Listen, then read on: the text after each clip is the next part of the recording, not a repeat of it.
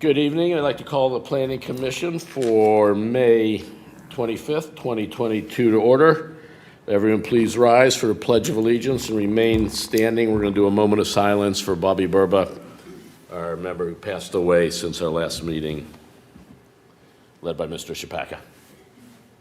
I pledge allegiance to the flag of the United States of America and to the republic for which it stands, one nation, under God, indivisible, with liberty and justice for all.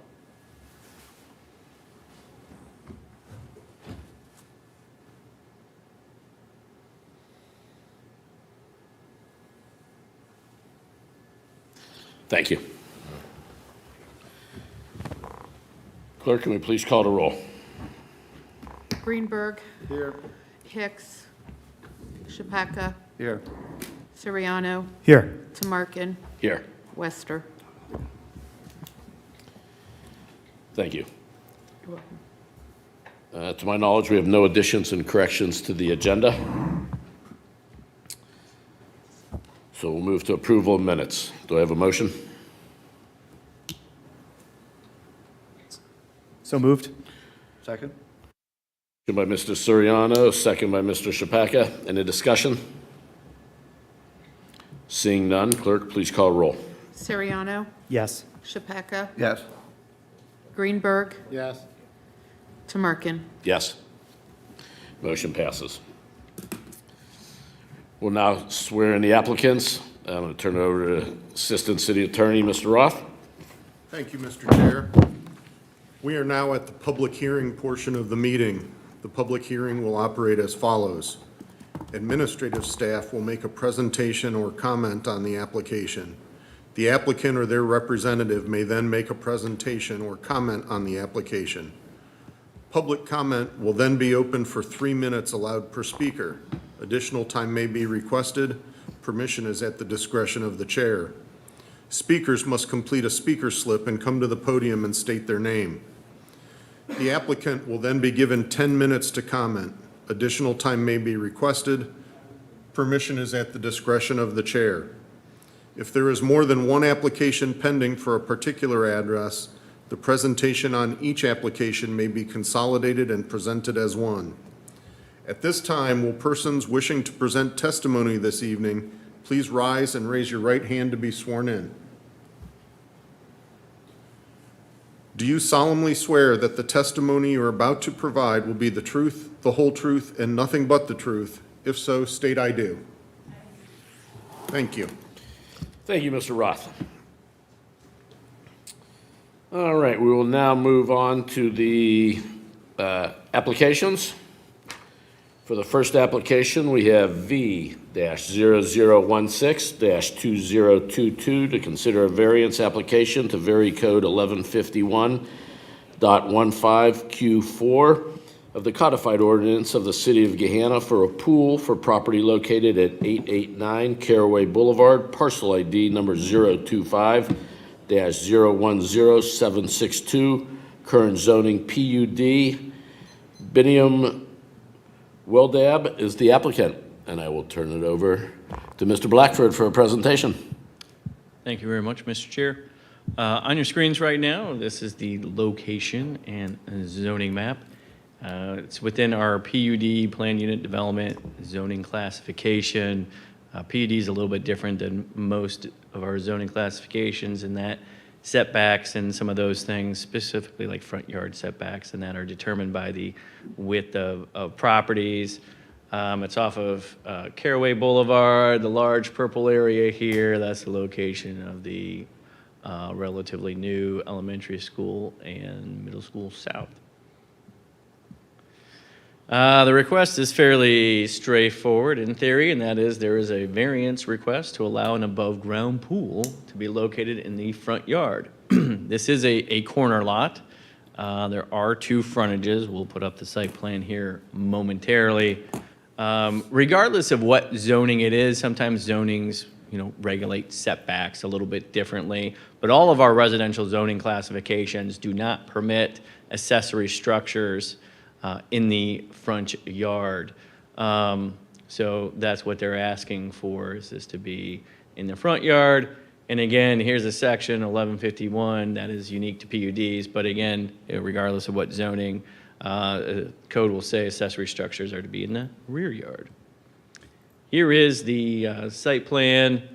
This is Caraway Boulevard on the right-hand side of the screen.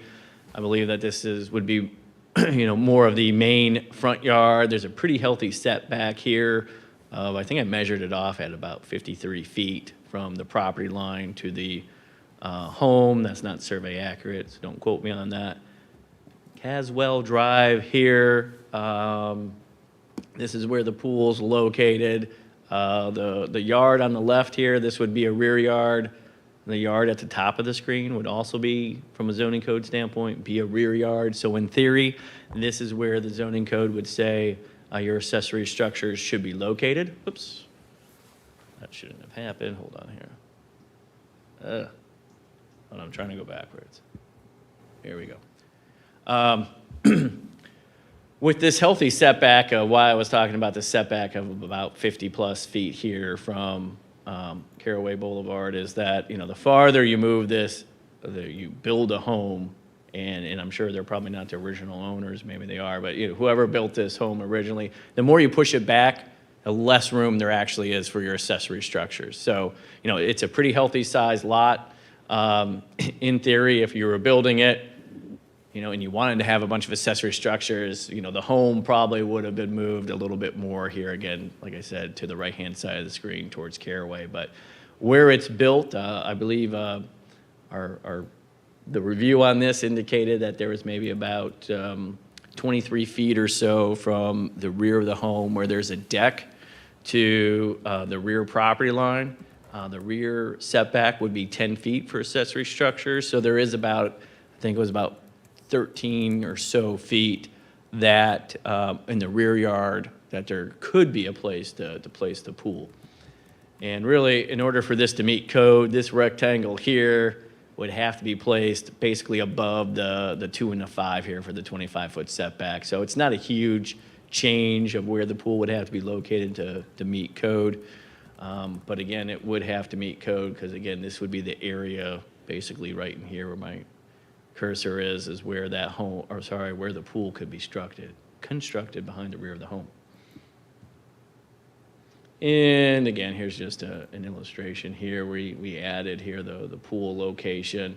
This is the deck area I was just talking about, and like I said, we measured it. It's not survey accurate, but again, it's about 23 feet or so from the rear of this area to the property line.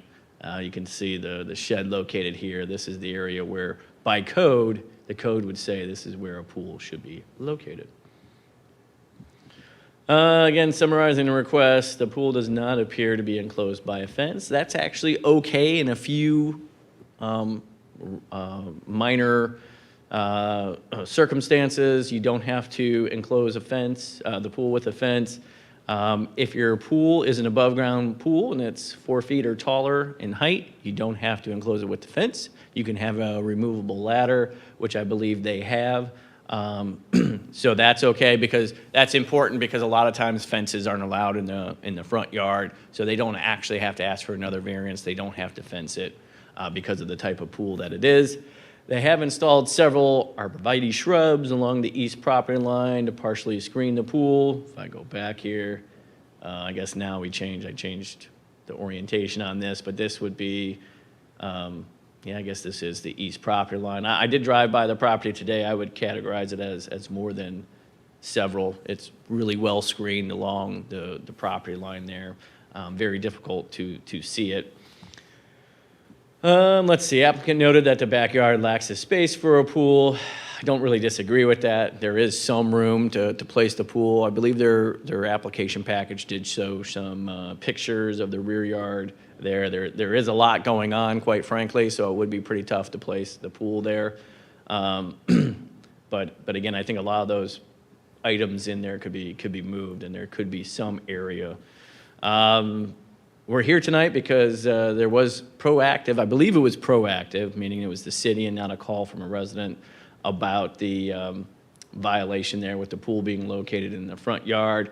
We don't know exactly when it was. I'm sure the applicant could give us a better indication, but it would have been in the last few years. And I would just like to say that, COVID happened in 2020. March of 2020 is when things started to get shut down or things changed. And then I will say that City Hall was always open in some way, shape, or form. And so permitting never ceased. So we were open for business and processing permits in that time frame. Just as a reminder, there's 3 criterion here to consider for a variance. Is there a special condition of the property, building, or use? Is it necessary for the preservation of property rights? And it will not adversely affect surrounding properties.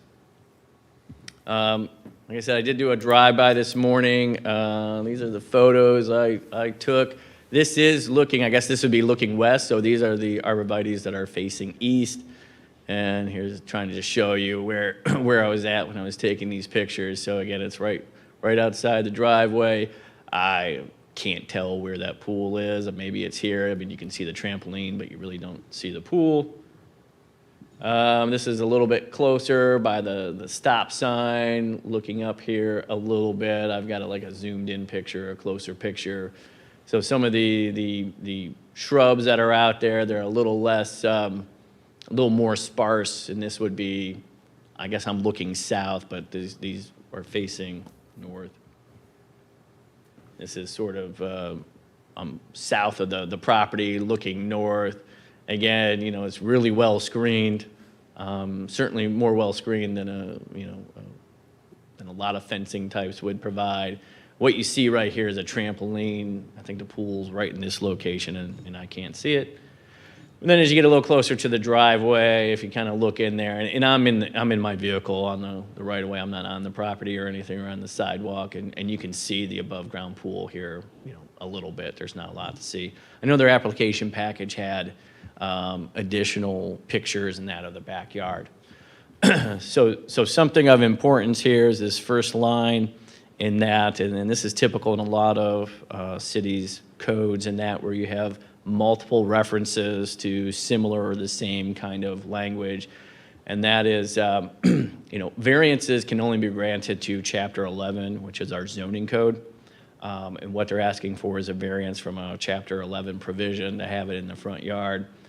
Well, what I noticed today, this evening, was that there's also a reference in Chapter 13, which is building code, that says you cannot have a pool in the front yard.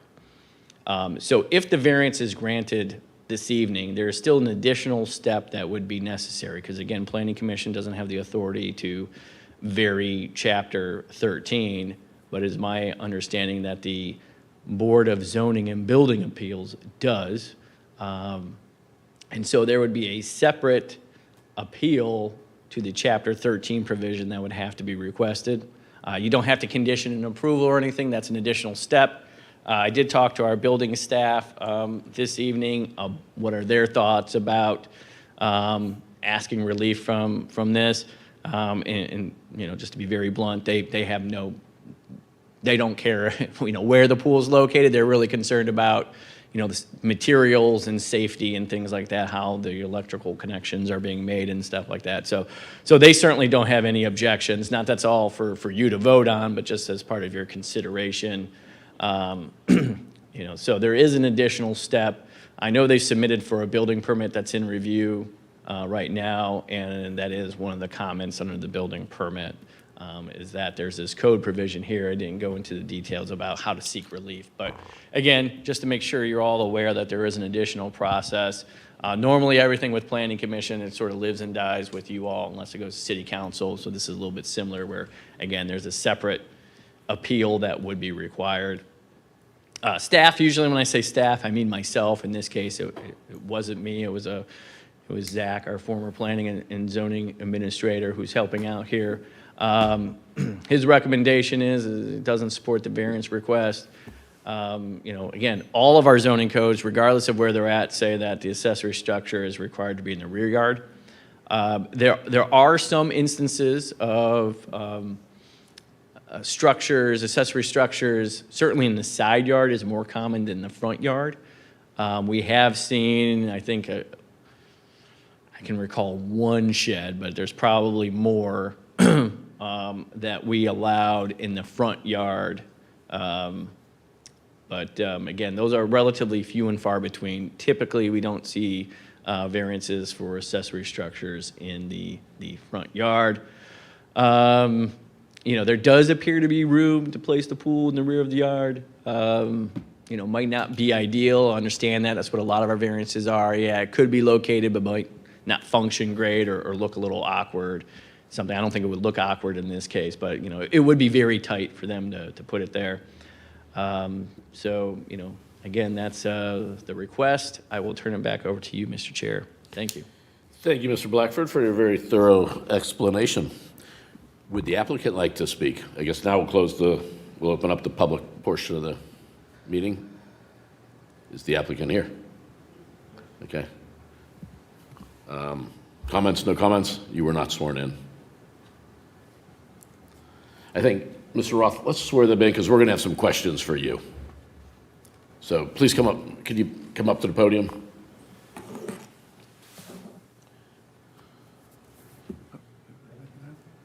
Yeah, Mr. Roth, The podium? yeah, the tall podium. If you can please raise your right hands.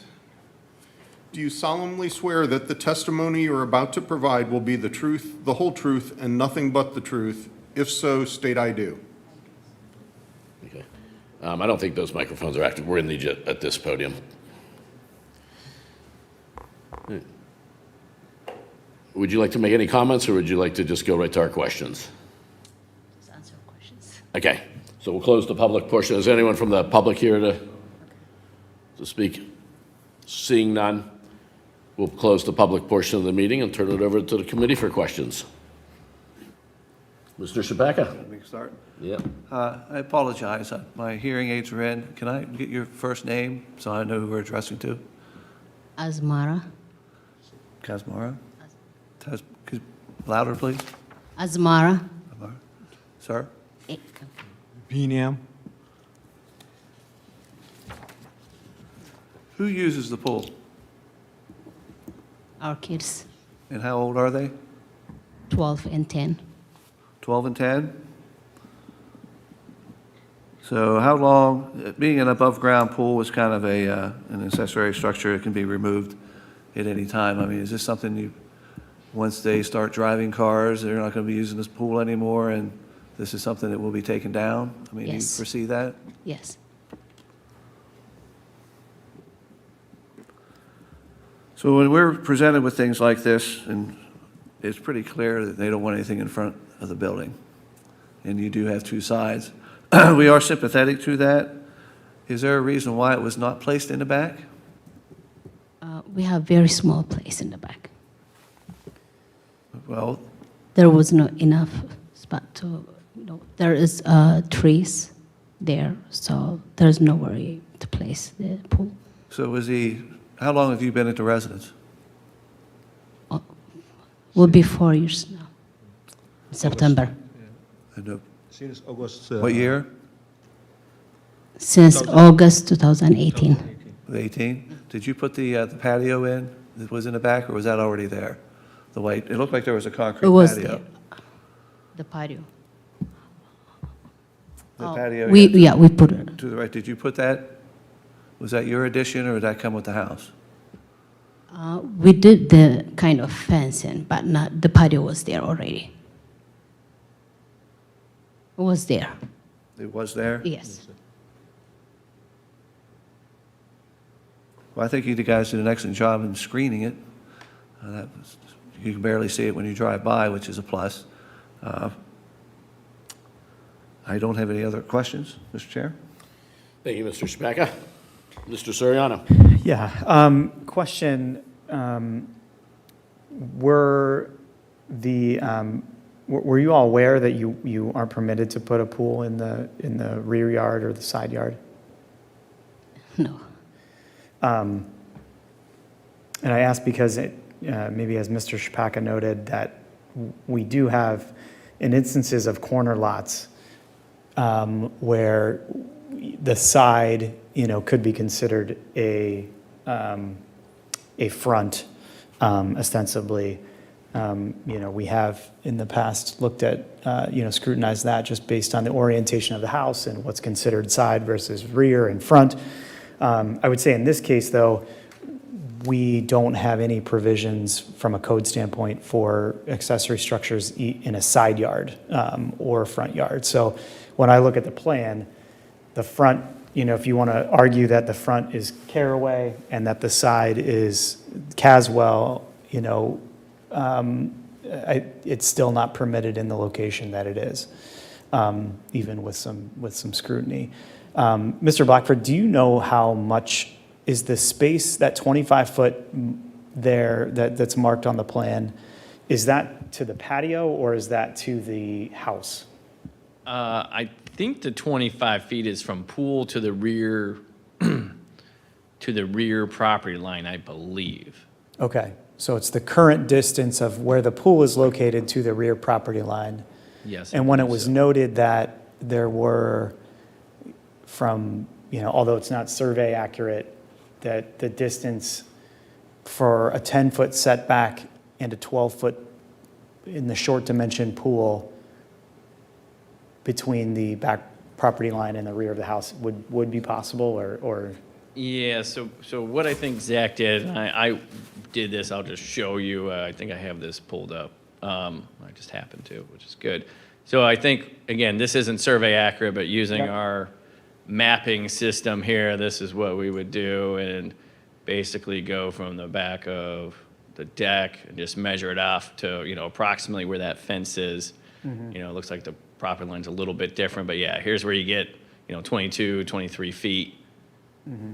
So again, it's a 10-foot rear yard setback, so there would be, about 12, 13 feet from looking at this where the pool could be placed and meet, the minimum setback requirements. Sure. And in that case, even if it were over the rear yard setback slightly, there could be a variance in that Yeah, case. there could be, and that I would say is the more typical variance we would see is to go from 10 feet to 7 feet or what have you. I do concur with Mr. Shapaka. I think you all have done a good job of screening it with the arborvitaes. I just think it's a very crowded side yard as it is. So those are more comments than questions. I don't have any more questions. No questions from me. Mr. Greenberg's going to take a pass. Couple questions I have.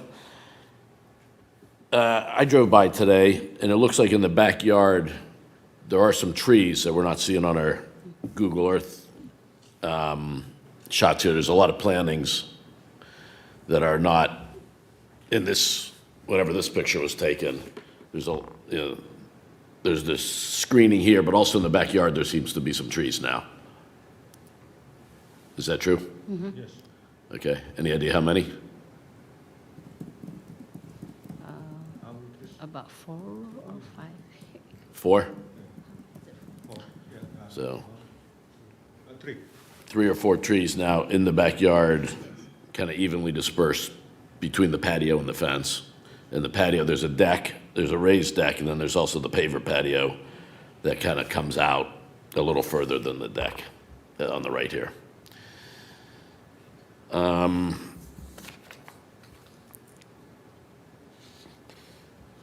So the code talks about a ladder. Tell me about the ladder in the pool. Is it locked? It can be either locked or removed. What's the ladder situation in your pool? Removed. You remove the ladder and bring it out Yeah, when they you're use using it. the pool. Yes. So if I went there right now, there's no ladder No. to get into the pool. What would happen if we asked you to move it to the backyard?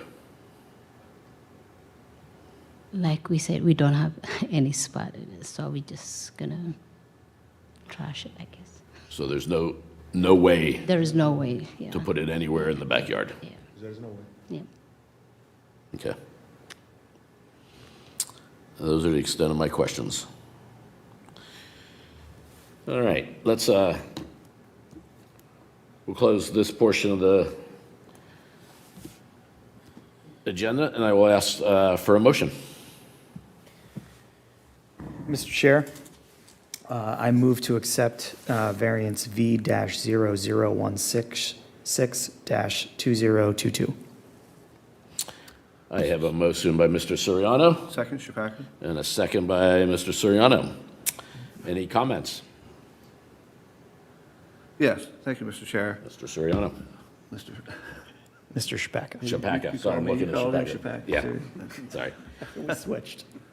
the S's. This is a tough little situation. It's really a temporary thing that you're asking for. Yes. I kind of wish we didn't have to vote on it one way or the other. It seems to be in violation. Seems I put my hat on when the public comes out and complains about the issue. It doesn't seem like the neighbors have a problem with it being there. So that kind of has me in favor of it. When I'm against it, because you have two fronts. It could have been somewhere else on the side. If you would have got a permit, you probably would have found that out.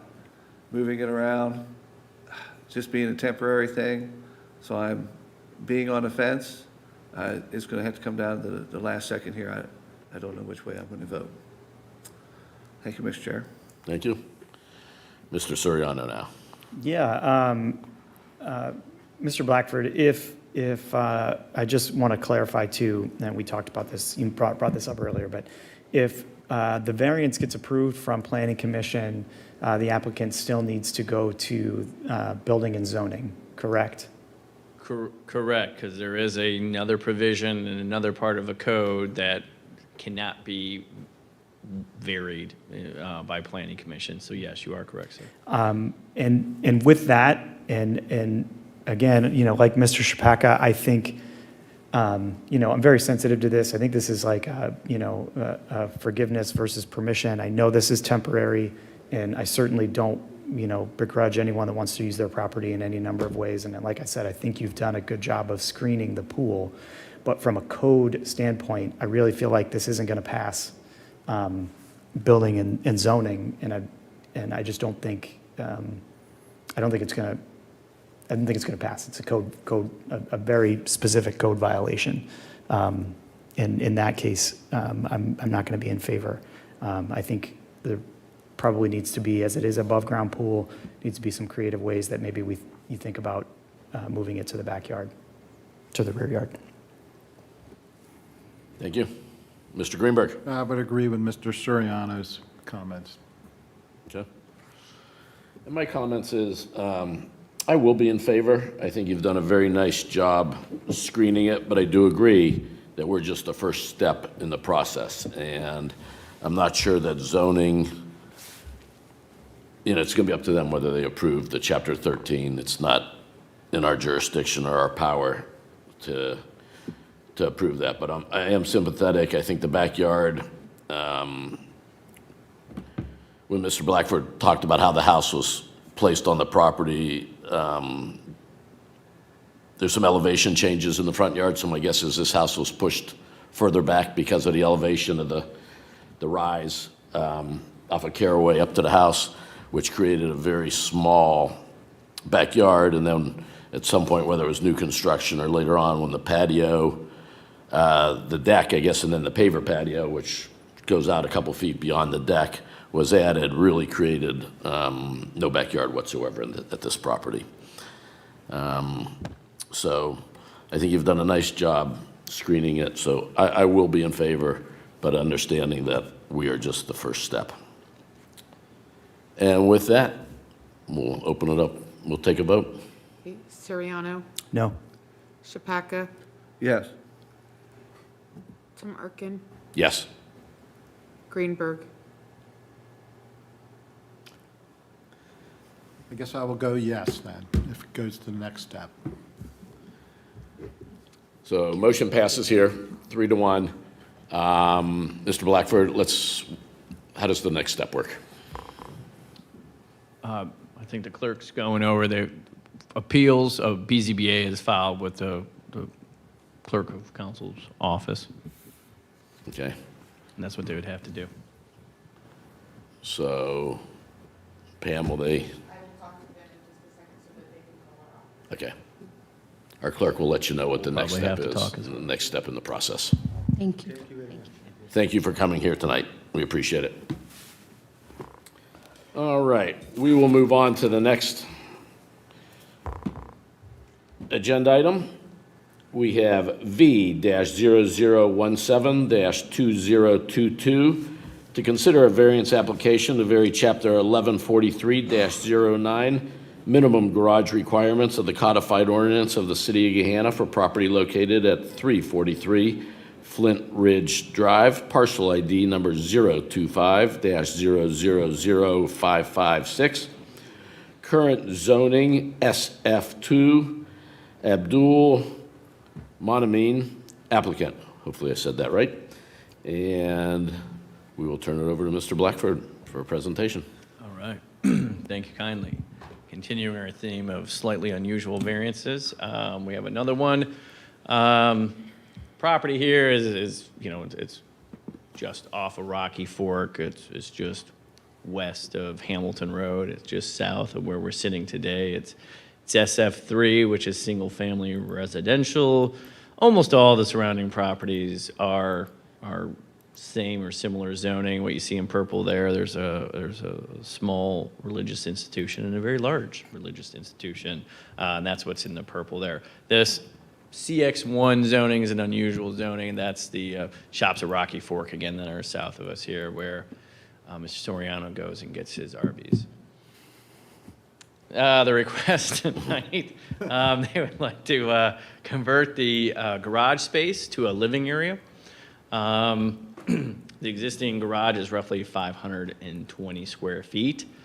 Our code, as it is currently written, requires every zoning classification, every residential zoning classification has a requirement that you have at least a 2-car garage facility.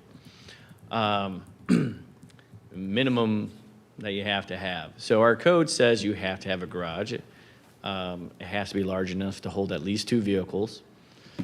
So this is what the variance is, and it would be allow, again, to convert that space. So here's a nice site plan that they provided. Converting that to a garage, that's the approximate location of where the garage is, or that is the location. Little floor plan here. I believe it's 1 bedroom and some office space. I believe the application and the applicant talk about needing some additional space for home office. Oh, there we go. There's that line. I knew that was in there. Somewhere applicant states conversion is needed for home office space and additional bedroom. Like we talked about, 2 off-street parking spaces. Well, it's not off-street garage spaces, but part of our discussion, Zach and I talking this one over, there is a driveway, 40 by 20. So, I mean, you can house 2 vehicles off of the street. There's sufficient space, on site. One of the things Zach and I talked about, is, what do we think the abilities are? Because the current owner might not have a need for a garage, but I think it's safe to say that most, if not all, future owners would want one. Is there space? Going back to, maybe it shows up here a little bit. This isn't a corner lot, but you can tell it's a little bit larger than some of the adjacent properties. So I think he measured it off, and there's like 30 feet or so of space where a garage could be built in the future if one was desired. The applicant does state that they only have 1 vehicle and that it's shared. So again, there is some space, and I think you see it on this. Looks like this is a street view image here, that there's some space on the left-hand side of the screen here where that could be built. I did look through the building permits this evening, and I did not see any building permits that had any like elevations, exterior elevations. I know sometimes we like to include those. There aren't any that I'm aware of out there, but obviously this would be the area that gets converted. The approval criteria, same as the last one: special condition of property, building, or use, necessary for the preservation of property rights, will not adversely affect surrounding properties. I would have a concern of parking on the street for most folks, maybe not this particular family. The city does receive a lot of complaints about on-street parking. Vast majority of cases, that's allowed in residential neighborhoods. We don't really want to create situations that people are going to get angry and give us a call about. But being that there's a 40 by 20 foot driveway out there, should be plenty of space to have vehicles off of the road. So that's one reason we don't object. We don't believe it'll cause an adversely surrounding, affect those properties. And again, there's room to build an additional garage. I would say one thing that's not in code, but just thinking about why we have certain provisions. I think we require a garage not only to provide off-street parking, but there's also something to be said. A lot of zoning is to produce consistency and uniformity of how things look and function. So removing a garage, that will change the character of the area there, quite frankly. I mean, again, pretty much anywhere you drive in Gahanna, you're going to see garages. Typically, they're all facing, on the front of the home and all that. So if we do grant this variance, it's the first that I'm aware of that's requested to, not have any garage facilities. Typically, what we see is people want to have more garage facilities than what the code allows. But again, I don't think it's really creating a safety impact, but changes like this do change the character of an area. So I would just throw that out there as a consideration. But again, staff we don't really object to this. I could see code rewrite not requiring garage facilities. I think that's something that a lot of today's zoning codes really don't kind of, you go do your own thing a lot of times, especially for residential properties. So I could see this not being in the upcoming code rewrite. In fact, we have a draft, and I don't believe it's in there. Obviously, that could change. But just to give you, a little bit of future codes and how they might address this topic. And with that, I'll be quiet and turn it back over to you, Mr. Chair. Thank you, Mr. Blackford. We'll now open up the public portion of the meeting. Would the applicant like to speak? Please come to the podium, state your name and address. I'm Soumya Sastry. The address I reside at is 343 Flint Ridge Drive. Abdul Manamani, 343 Flint Ridge Drive. You did a great job pronouncing the last name. Thank you. We had two tough ones tonight. Yeah, it's a pretty tough one. Thank you so much, Commission, for your time. So we recently moved to Gahanna about 3 months ago from New York City. So we're here really looking for that extra space, and we're building a family right now. That's part of the reason that we moved to this neighborhood. We are just really looking forward to staying here for a while. We're seeking a variance essentially because, yes, we both work from home. We're also growing a family. We imagine our in-laws are going to have to come over and help us out a little bit, so we do want to have that bedroom space. We don't want to sacrifice it because we imagine we're going to need some additional hands on deck very soon. And so that's why we're seeking this variance. With that being said, we do understand, I'm from Chicago originally, I understand the need for a garage, particularly during the winter months. If it was financially feasible, that would have absolutely been like an additional application at this time. It's not financially feasible for us, but it's certainly something that we have considered and plan to consider moving forward in terms of, we did also look at the requirements for how far from the adjacent property building a new garage would need to be, and it did look like we have enough space to do that. Of course, what we're here for now is the conversion into living space, and so that would really be to utilize it as a bedroom, an office space, and that's the main thing that we're trying to do. Yeah, and if I could just add to that, a couple quick points. I mean, when somebody says we're growing the family, we are 4 months pregnant right now, so kind of in that process, and we both work from home. Fully remotely.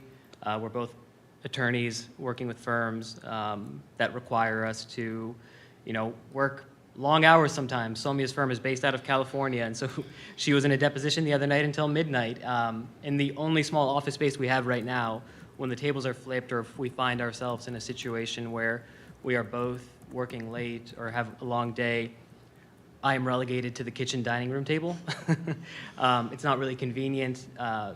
This variance would give us that opportunity to create an office space for us to kind of work privately, not interfere with maybe when the baby's in their nursery. And just to make a couple quick points in terms of the ultimate goal here is to ultimately apply for a garage to be constructed down the line. As Soumya said, it really is just about kind of financial priorities at this point.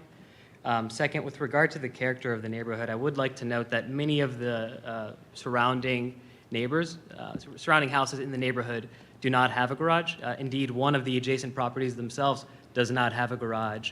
and Gary Lee Drive, which is about, I think, a 500-foot walk from where we live.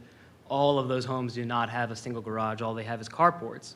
And finally, I would like to note, if the code is being rewritten, we would, that is great to hear that you all are kind of considering potentially not imposing that requirement or maybe even reducing that requirement. Because a family like ours, where we're working full-time, from home, we have no intention to, get another car. We don't, particularly with gas prices the way they are, that's not a cost we want to add.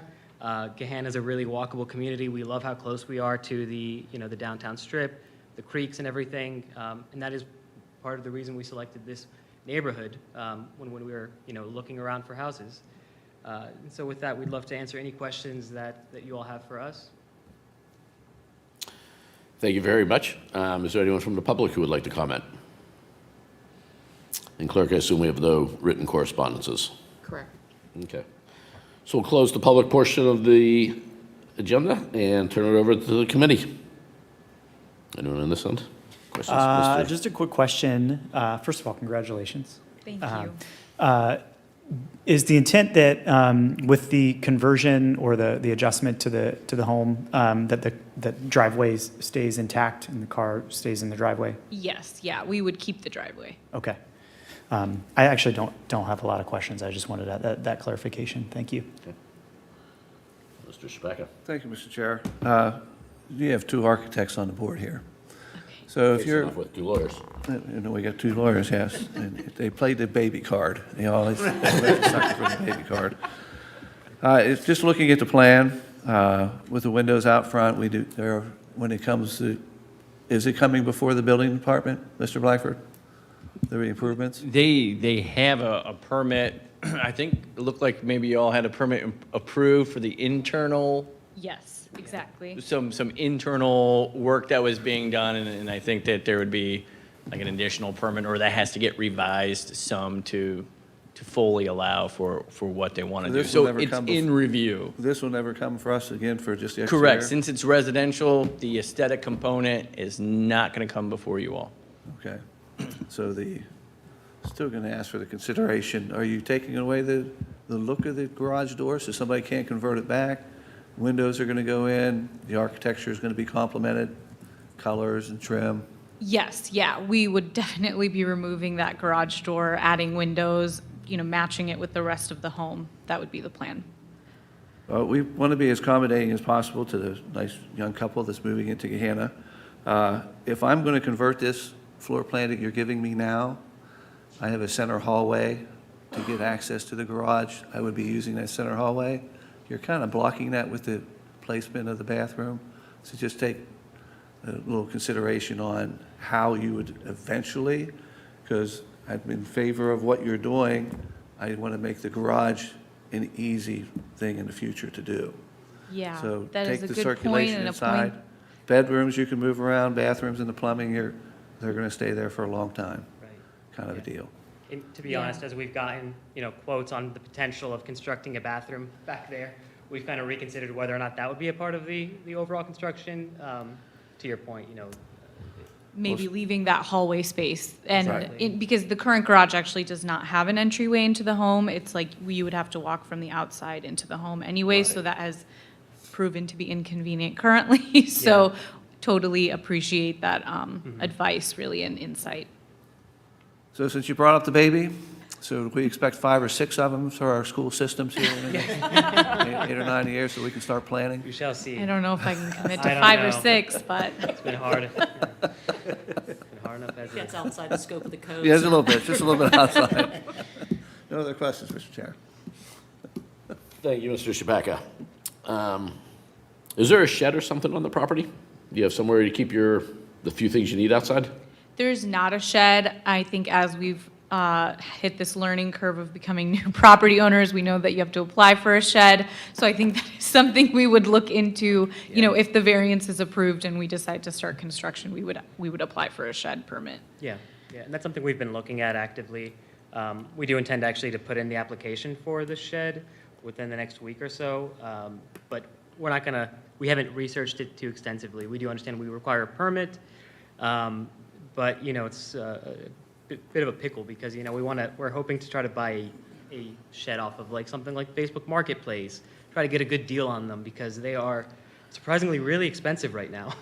I did not expect them to be in the thousands, but to get a shed to fit a lawnmower, for example, is not, it's not inexpensive. So we're going to navigate that process and do intend to get a shed. As of now, we are continuing to rent a storage unit, and that is where all of our excess stuff is being held. We do think we have enough space, though, in the backyard Right. for a shed. With that being said. Okay. I have no other questions. Mr. Greenberg, good? Okay, we'll close this portion of the meeting and ask for a motion. Yes, Mr. Chair, I'd like to make a motion to approve the variance application number V00172022. Second? I have a motion by Mr. Chapaka, a second by Mr. Suriano. We have any discussion? Yes, Mr. Chair. Since I didn't hear anybody putting a swimming pool out front on that nice little patio or the light concrete, I am in favor of the variance. Yeah, and generally, looking at the plan and understanding the intent, as well as some of the items that staff outlined, I have no objection either. I don't actually think that it will change the character of the neighborhood. It's not unprecedented to, like the applicant said, have a carport or something of that nature. I think it will remain pretty consistent. I expect to see that as, we become less of a car-centric, even though Columbus still is predominantly as compared to New York, that perhaps a code rewrite makes a lot of sense in that case. So I'm in favor of the application. Thank you. And I will also be in favor. I think it's important that we are flexible with our residents, new residents who move to town. I think one of the benefits of a town like Gahanna is that people want to live here and want to work from home, which is also a benefit to the community to have employees in their home. So we need to accommodate that, and the homes need to change a little bit. So I will also be in favor. And with that, clerk, can we please call a roll? Chapaka? Yes. Siriano? Yes. Tamarkin? Yes. Greenberg? Yes. Motion passes.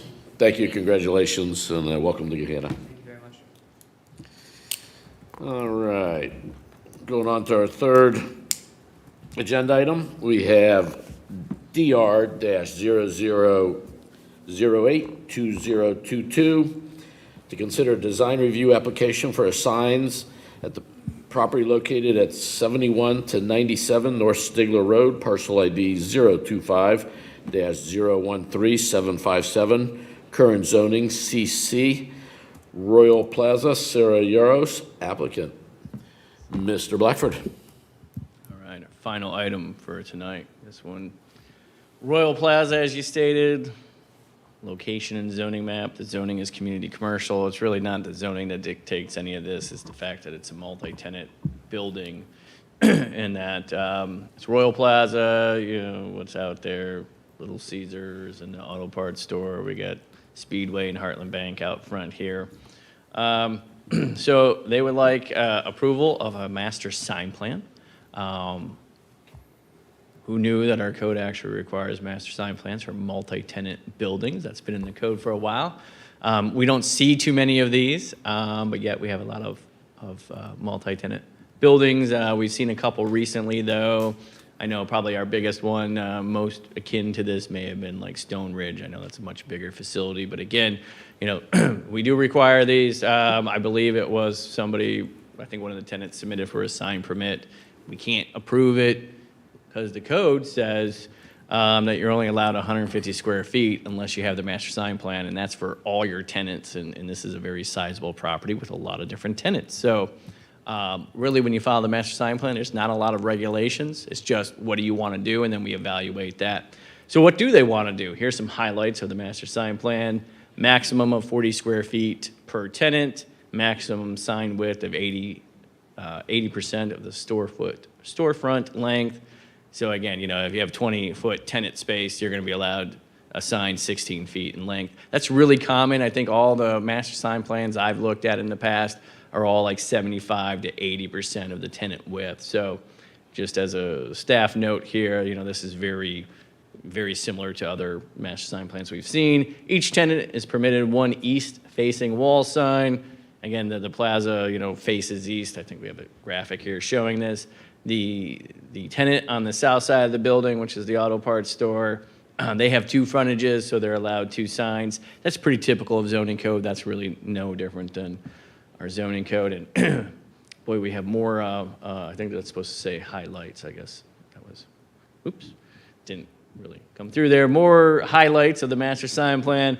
All signs to consist of individual internally illuminated letters. I'll show a little bit what that looks like. All signs subject to landlord approval. Again, that's really standard as well. Prohibited sign types, this is my favorite part. No boxed or cabinet signs. I'll show a picture of what that looks like. And there's some other signs that are prohibited. So what are they allowed to do here? Well, again, here's the plaza. This is facing east. All the tenants faced east. This northern tenant doesn't have 2 frontages like the southern location does. Quite honestly, this is set back so far from Stigler Road, and it doesn't face Agler Road. It's really tough to tell how large the signs are anyway, so there's really no issues from staff with the 40 square feet or the 80% of frontage. All pretty common. Here's 2 signs. The one on the left is when I said that you're not allowed to have a box sign. That's what like a box sign looks like. It's literally a box with a piece of plastic, and it's lit up and that. The one on the right, the Starbucks coffee, those are individually mounted signs. So again, the one on the left is not allowed, and the one on the right is permitted. So here's what the storefront would look like. There in red, they have a nice graphic there showing what the allowable area would look like. Again, they did do that remodel. I think that we had them in here last year, and I believe that remodel is completed on that. So this is sort of the next step. Master sign plan, there's some evaluation criteria in the code. There's also a little bit of language in the land use plan. It shall be designed so that it establishes a common theme or design. Again, it does set out parameters for what those themes are, consistency in size and the type of signs. Again, they have some prohibited signs. Master sign plan has to be approved through planning commission. If they want to deviate that to master sign plan, they have to come back before you all. I think we just had one maybe for High Bank or something recently where, a little bit of a deviation. Land use plan has a little bit of language on signs. Again, land use plan just recommends, it doesn't require anything. It talks a little bit about colors and coordinating with each other. Really, the landlord's probably the best at some of these things, so it's good that signs go through landlords a lot of times because they really like to have consistency as well, and consistency means a lot of different things to a lot of different people. So that's kind of subjective, but I think with colors and coordinating, getting some of that consistency, having landlord approval helps. Scale should be fitting in with the scale of the building, scale of the sign. Again, this is pretty common, tenant size signs. Staff, we recommend approval. Again, it's consistent with the zoning code in our opinion, as well as the land use plan. Without the master sign plan, only 150 square feet is allowed for the entire property. That's not, realistic for a property of this size, and that it's one of the areas. I don't think we have bad code for signage. Signage is difficult to regulate, but it's definitely something that we're trying to do a better job of with the code rewrite is getting maybe more equitable signage based off of, the size of the property and that.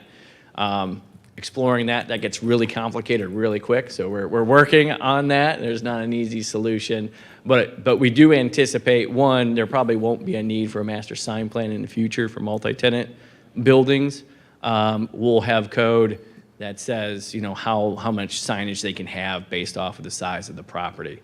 And really, the only reason we have a master sign plan isn't really so much for consistency of theme and all that. It's just the code doesn't contemplate or doesn't have rules for multi-tenant buildings.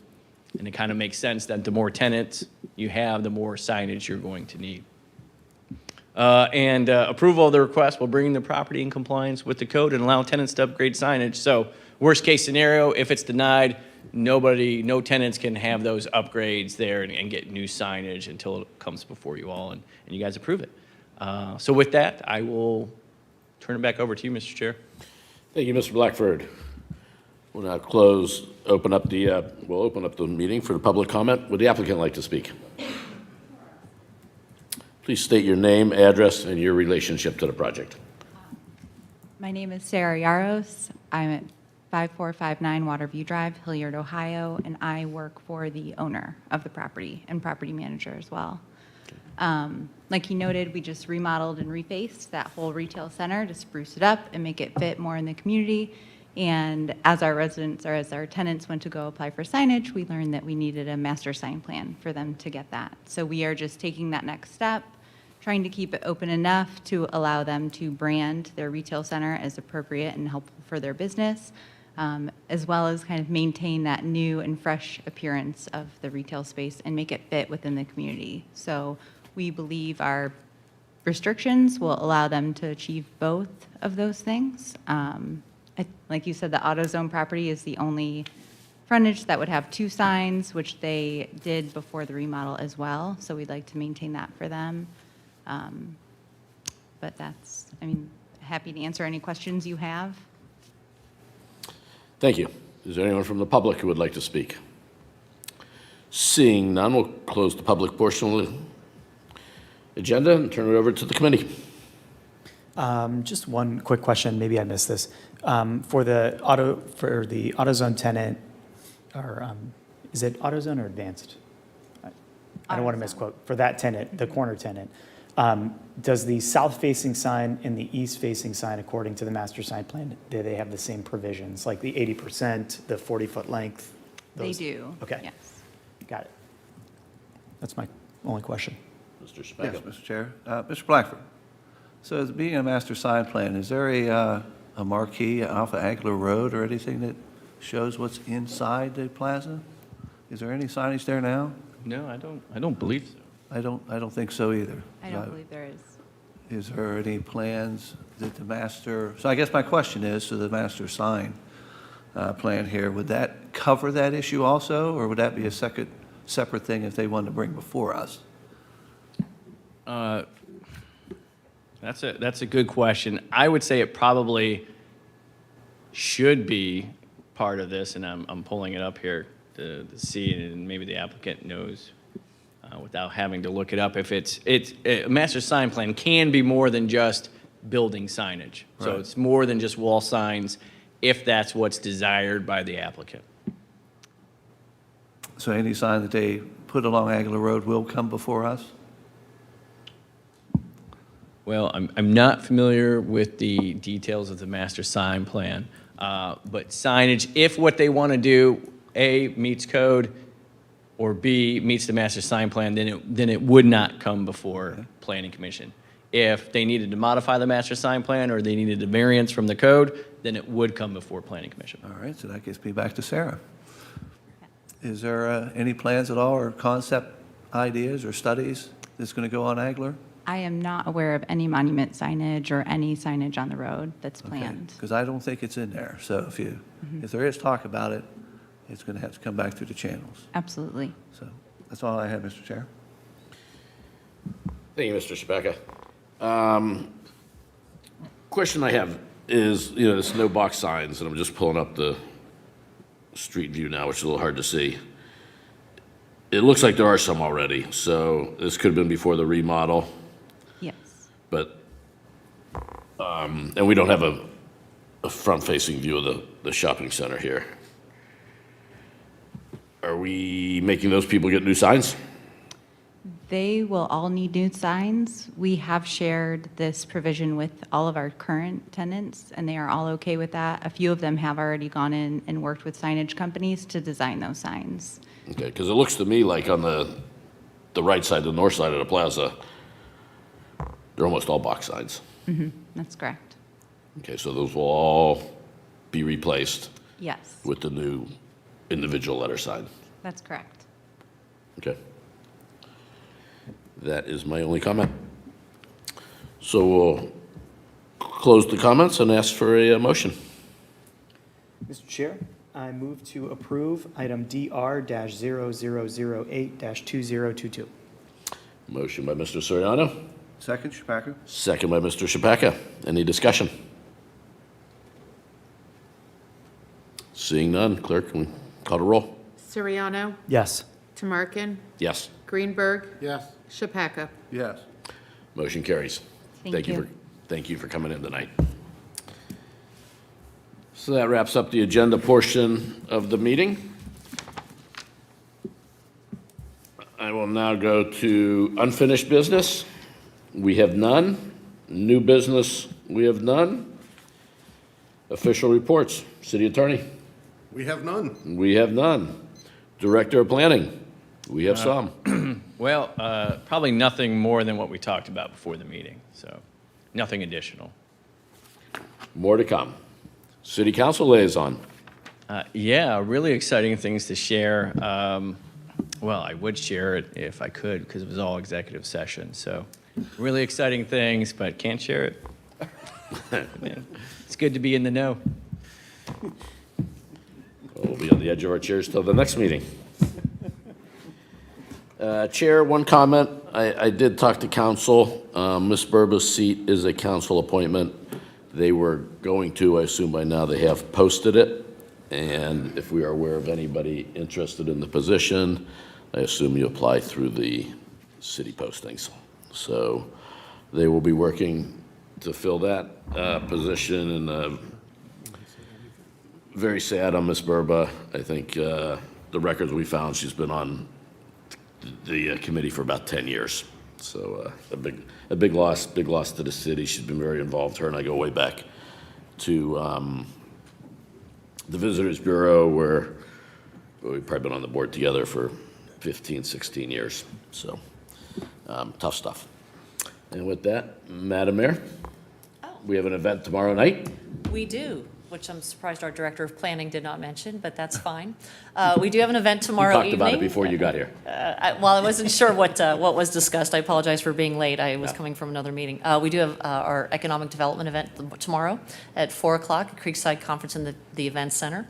Our keynote speaker will be Lieutenant Governor John Husted. Our topic will be the impacts of Intel, how Gahanna is preparing for growth today and for tomorrow. So hopefully you all received an invitation. If you're able to join us, it would be fantastic to have you there. And then also another date to note on your calendar coming up would be June 9th. That is the tentative date for our town hall presentation on the Creekside redevelopment strategy. So at Herb Day, we had a booth there, our development department did, where we started to share information with the community around what we've been working on for the past 10 months, getting feedback on concepts. There is a survey that's available on social media right now, soliciting input from the community as to the types of businesses that they'd like to see, what their thoughts are on some of the renderings that have been put out there, just to get feedback. And then that'll all be rolled into the discussion on June 9th. So again, you can note that on your calendar. Would love to see you guys there. Thank you. Invites will be coming. Yes, sure. Hadn't gotten there yet, At but least with sure. the time and place. It'll be here at City Hall right now in this chambers, because I believe we'll probably live stream it that evening as well. So I think the time we've discussed, we had a roundabout presentation last night, town hall here, and it was from 6 to 8, so there was an opportunity for questions, residents to come in, ask questions about it, and then we did a presentation at 7. I think we'll probably be following that same format. We're still finalizing the detail. Just put a pin on June 9th for right now. That would be great. Done. Thank you. And thank you also for recognizing Ms. Burba's service to the commission. You and I obviously worked with Bobby in a couple of different capacities, a Visit Gahanna board member for many, many, many years, and Gahanna events before that. Her loss will be felt for a long time in this community, and her service it was just priceless and invaluable. So I think we'll all miss her smile and her little chuckle, so. Yes, we will. Thank you. And any comments from the commission?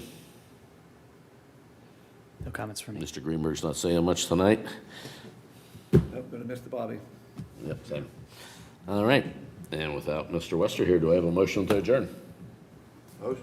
So moved. Thank you very much, everyone.